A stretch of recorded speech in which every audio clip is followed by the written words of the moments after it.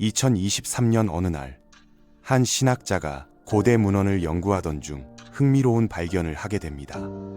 성경 곳곳에 흩어져 있는 예언들이 왜 그토록 모호하게 기록되어 있는지에 대한 단서를 찾은 것이죠.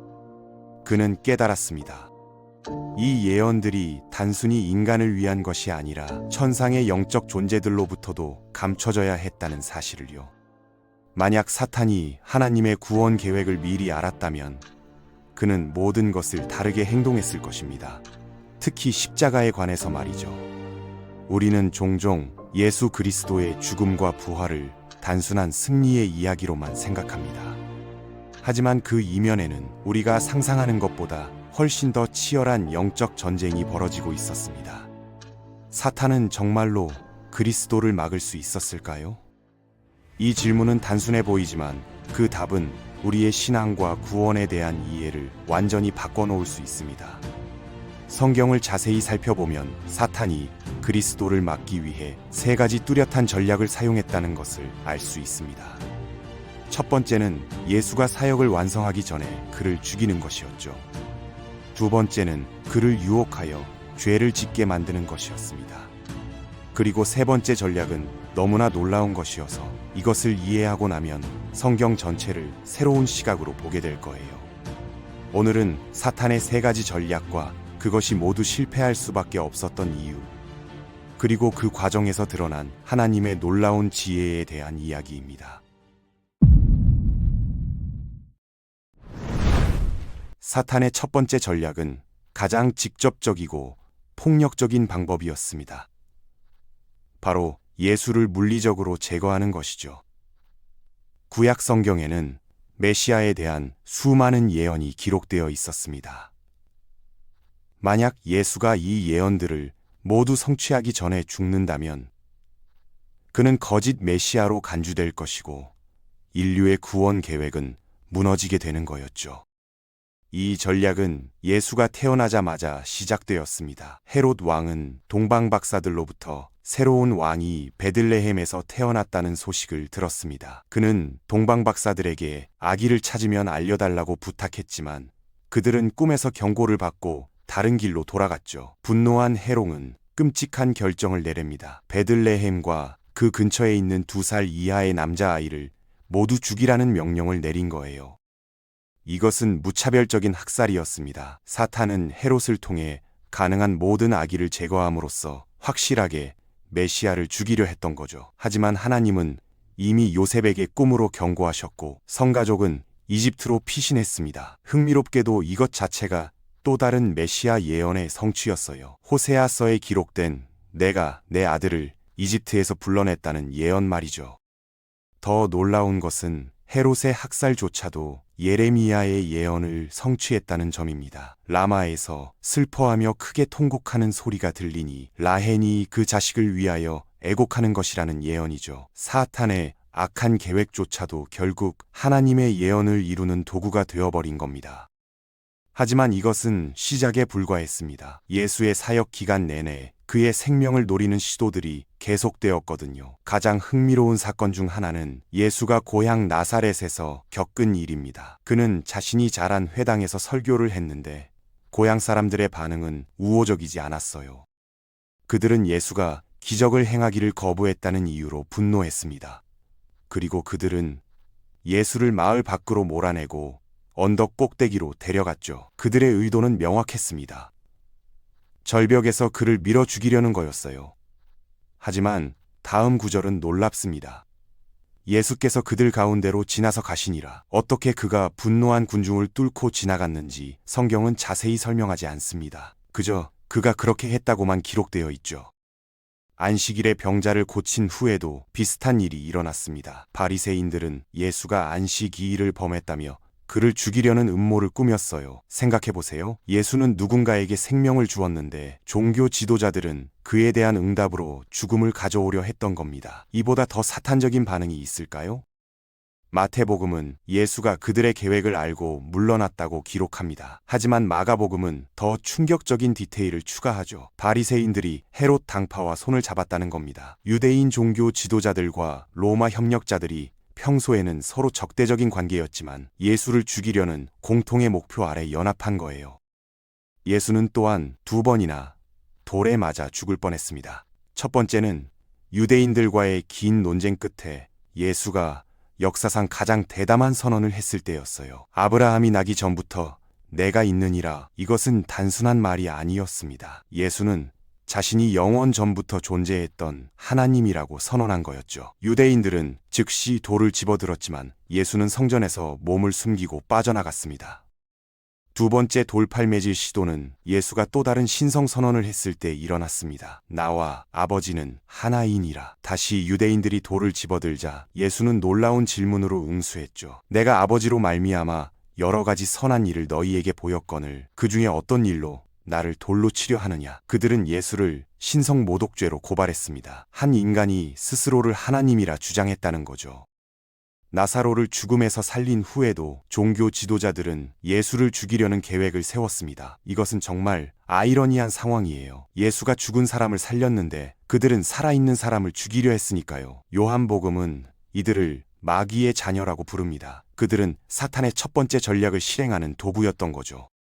하지만 이 모든 시도는 실패했습니다. 왜일까요? 예수의 때가 아직 오지 않았기 때문입니다. 요한복음은 여러 번 그의 때가 아직 이르지 않았다고 기록하고 있어요. 하나님께는 정확한 시간표가 있었고 그 시간이 올 때까지는 누구도 예수를 해칠 수 없었던 겁니다.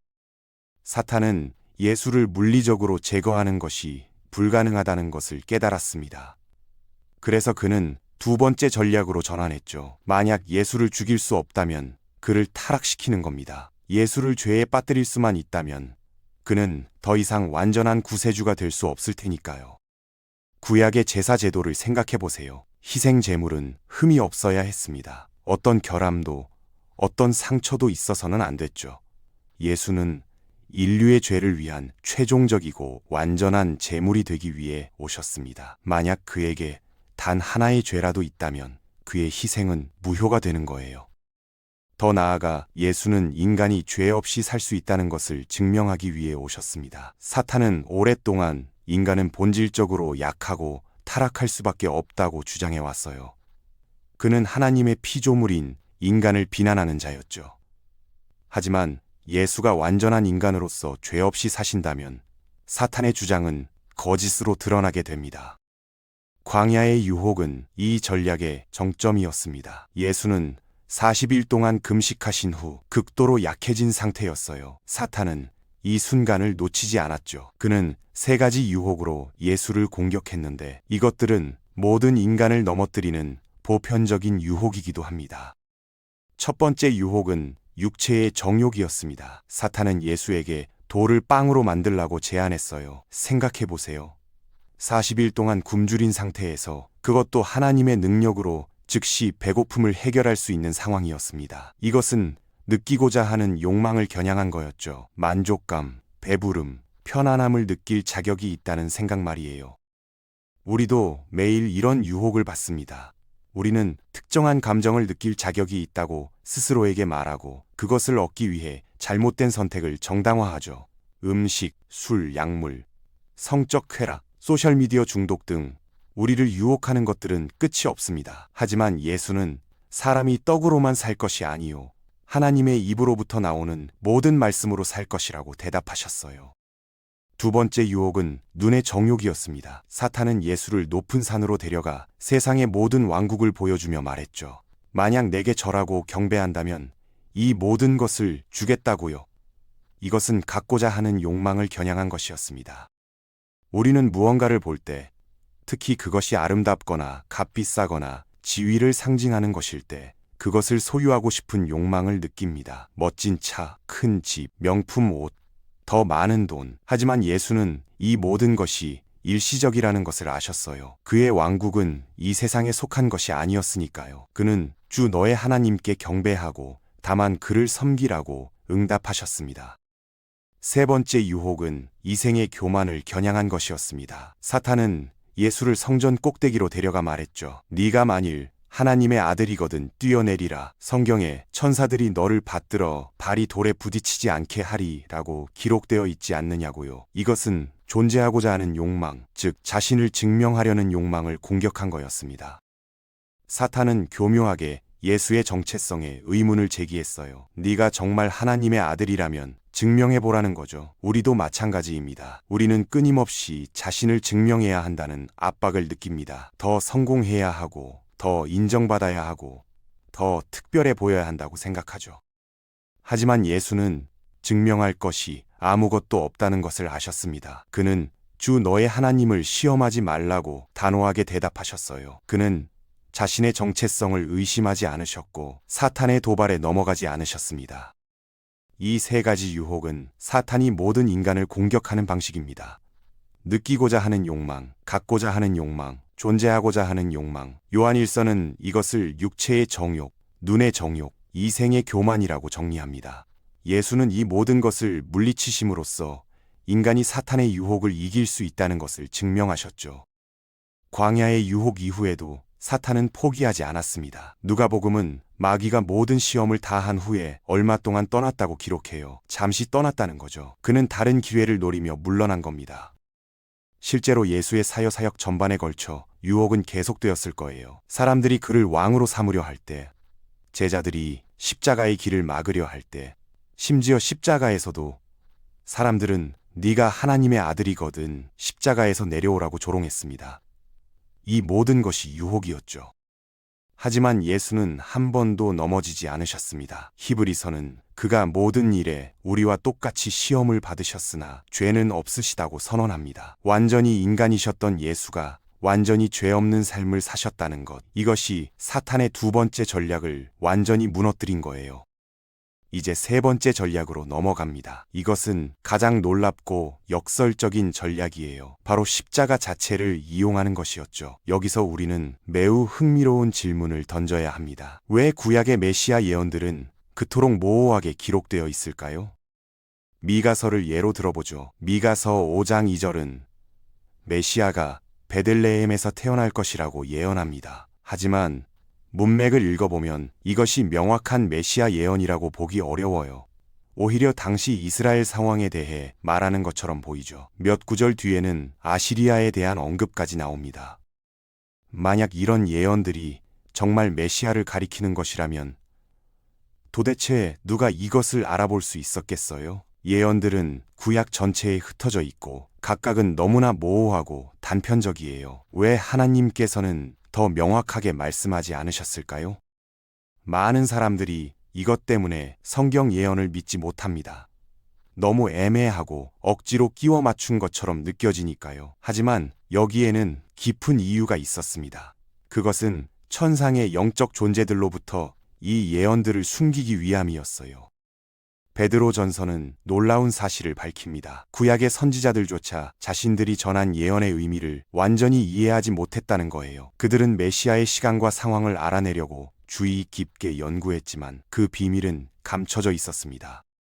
선지자들은 각자 퍼즐 조각 하나씩을 받았지만 전체 그림을 볼 수는 없었던 거죠. 이사야는 한 조각을 받았고 미가는 다른 조각을, 다니엘은 또 다른 조각을 받았습니다. 하지만 그들 중 누구도 이 조각들이 어떻게 맞춰지는지 알지 못했어요. 더 놀라운 것은 천사들조차도 이 일들을 자세히 살펴보기를 원했다는 베드로의 증언입니다. 천사들은 하늘의 존재로서 인간보다 훨씬 더 많은 것을 알고 있을 텐데 그들조차도 하나님의 구원 계획을 완전히 이해하지 못했던 거예요. 에베소서는 이 비밀이 만세와 만대로부터 감춰졌다가 이제 그의 성도들에게 나타났다고 말합니다. 이것은 단지 인간에게서만 감춰진 것이 아니었어요. 영적 존재들, 즉 천사들과 악마들에게서도 감춰졌던 겁니다. 왜일까요? 왜 하나님께서는 자신의 구원 계획을 이토록 철저하게 비밀로 하셨을까요? 그 답은 사탄과 관련이 있습니다. 만약 사탄이 하나님의 계획을 미리 알았다면 그는 절대로 십자가를 허락하지 않았을 테니까요. 사탄에게는 두 가지 주요 역할이 있었습니다. 첫 번째는 유혹자로서의 역할이에요. 그는 이 역할에 아주 능숙했죠. 아담과 하와부터 시작해서 그리스도가 오시기 전까지 모든 인간을 죄로 유혹하는 데 성공했으니까요. 두 번째는 고발자로서의 역할입니다. 요한계시록은 그를 우리 형제들을 참소하던 자라고 부릅니다. 그는 밤낮 하나님 앞에서 인간을 고발했어요. 보십시오. 당신의 피조물은 당신의 기준에 미치지 못합니다. 그들은 죄인이고 당신의 공의는 그들을 심판해야 합니다라고요. 사탄은 하나님이 딜레마에 빠졌다고 생각했습니다. 하나님은 동시에 사랑과 공의의 하나님이시거든요. 만약 인간이 죄를 지었다면 하나님은 선택을 해야 했을 거예요. 자비를 베풀고 공의를 포기할 것인가, 아니면 공의를 행하고 인간을 멸망시킬 것인가. 사탄의 관점에서는 어느 쪽이든 그의 승리였습니다. 만약 하나님이 인간을 멸망시킨다면 사탄이 옳았다는 게 증명되는 거죠. 인간 창조는 실수였고 사탄이 하나님보다 더 현명했다는 게 드러나는 겁니다. 만약 하나님이 그냥 용서하신다면 그분의 공의가 훼손되는 거고요. 하지만 하나님께는 제3의 길이 있었습니다. 그것은 너무나 독창적이고 혁명적이어서 천사들조차 이해하지 못할 정도였어요. 바로 하나님 자신이 인간이 되어 인간을 대신해 죗값을 치르는 것이었죠. 히브리서는 이렇게 설명합니다. 자녀들은 혈과 육에 속하였음에 그도 또한 같은 모양으로 혈과 육을 함께 하심은 죽음을 통하여 죽음의 세력을 잡은 자 곧 마귀를 멸하시며 또 죽기를 무서워함으로 한평생 매여 종노릇하는 모든 자들을 놓아주려 하심이라. 예수 그리스도는 완전한 인간으로 오셔서 사탄의 유혹을 물리치셨습니다. 이것으로 인간이 죄 없이 살 수 있다는 것을 증명하셨죠. 그는 완전한 삶을 사심으로써 사탄의 고발에 근거를 제공하지 않으셨어요. 여기가 핵심입니다. 만약 사탄이 십자가가 그의 패배를 의미한다는 것을 알았다면 그는 결코 그것을 허락하지 않았을 거예요. 하지만 그는 몰랐습니다. 그는 십자가를 자신의 승리로 생각했거든요. 사탄은 예수를 십자가에 못 박으면 충분히 고문해서 결국 죄를 짓게 만들 수 있을 거라고 생각했습니다. 이것은 그가 욥에게 했던 전략과 비슷해요. 충분히 고통을 주면 결국 무너질 거라는 거죠. 하지만 사탄은 하나님의 위대한 계획에 완전히 속아 넘어갔습니다. 그는 자신이 예수를 십자가에 못 박음으로써 수십 개의 구약 예언을 성취하고 있다는 것을 몰랐어요. 그는 자신이 파괴하려 했던 바로 그 구원 계획을 완성하는 도구가 되고 있었던 겁니다. 고린도전서는 이렇게 선언합니다. 이 지혜는 이 세대의 통치자들 중 아무도 알지 못하였으니 만일 알았더라면 영광의 주를 십자가에 못 박지 아니하였으리라. 만약 사탄이 십자가의 진정한 의미를 알았다면 그는 무슨 수를 써서라도 그것을 막으려 했을 거예요. 하지만 그는 몰랐고 결과적으로 그는 자신의 패배를 확정지었습니다. 예수께서 십자가에서 다 이루었다고 외치셨을 때 그것은 문자 그대로의 승리 선언이었어요. 구원 계획이 완성되었고 사탄은 패배했으며 인류는 구원받을 길이 열렸던 겁니다. 사탄의 세 가지 전략은 모두 실패로 끝났습니다. 첫 번째 전략인 암살은 하나님의 주권적 보호로 막혔어요. 예수의 때가 오기 전까지는 누구도 그를 해칠 수 없었죠. 두 번째 전략인 유혹은 예수의 완전한 순종으로 좌절되었습니다. 그는 모든 시험을 받으셨으나 죄는 없으셨어요. 그리고 세 번째 전략, 십자가를 막으려는 시도는 오히려 십자가를 이루는 도구가 되어버렸습니다. 사탄은 자신이 하나님의 위대한 신비를 성취하고 있다는 것을 전혀 몰랐던 거죠. 그는 완전히 속았고 모든 천군 앞에서 수치를 당했으며 그의 패배는 영원히 확정되었습니다. 이 모든 이야기가 우리에게 주는 의미는 무엇일까요? 먼저 우리가 섬기는 하나님이 얼마나 지혜로우신 분인지 깨닫게 되죠. 그분의 계획은 너무나 완벽해서 천사들조차 이해하지 못할 정도였어요. 그분은 사탄의 모든 전략을 미리 아셨고 오히려 그것들을 자신의 계획을 이루는 도구로 사용하셨습니다. 둘째로 예수 그리스도께서 우리를 위해 치르신 대가가 얼마나 큰지 알게 됩니다. 그는 단순히 십자가에서 죽으신 것이 아니에요. 그는 태어나는 순간부터 끊임없이 생명의 위협을 받으셨고 매 순간 유혹과 싸우셨으며 결국 가장 고통스러운 죽음을 선택하셨습니다. 그 모든 것이 우리를 위한 것이었죠. 셋째로 우리도 같은 유혹과 싸우고 있다는 것을 기억해야 합니다. 사탄은 예수를 유혹했던 것과 똑같은 방식으로 우리를 유혹해요. 육체의 정욕, 눈의 정욕, 이생의 교만, 느끼고자 하는 욕망, 갖고자 하는 욕망, 존재하고자 하는 욕망. 하지만 예수께서 승리하신 것처럼 우리도 승리할 수 있습니다. 마지막으로 사탄은 이미 패배했다는 사실을 알아야 해요. 그는 여전히 으르렁거리는 사자처럼 돌아다니며 삼킬 자를 찾고 있지만 그의 운명은 이미 정해졌습니다. 그는 불못에 던져질 것이고 그의 권세는 완전히 끝날 거예요. 개인적으로 이 이야기를 깊이 생각하면 할수록 하나님의 사랑이 얼마나 놀라운지 느끼게 되네요. 그분은 우리를 구원하기 위해 이토록 정교하고 완벽한 계획을 세우셨거든요. 그리고 그 계획의 중심에는 십자가가 있었습니다. 겉으로 보기에는 패배처럼 보이지만 실제로는 가장 위대한 승리였던 십자가 말이에요. 사탄은 자신이 가장 영리하다고 생각했지만 결국 하나님의 손바닥 안에서 놀아난 거예요. 그는 예수를 막으려 했지만 오히려 하나님의 계획을 성취하는 도구가 되었습니다. 이것이야말로 완벽한 역설이 아닐까요? 앞으로도 우리 삶에서 어려움이 있을 때마다 하나님께서 모든 것을 합력하여 선을 이루신다는 것을 기억하면 좋겠어요. 오늘은 사탄이 그리스도를 막으려 했던 3가지 전략과 그것이 모두 실패할 수밖에 없었던 이유에 대한 이야기였습니다.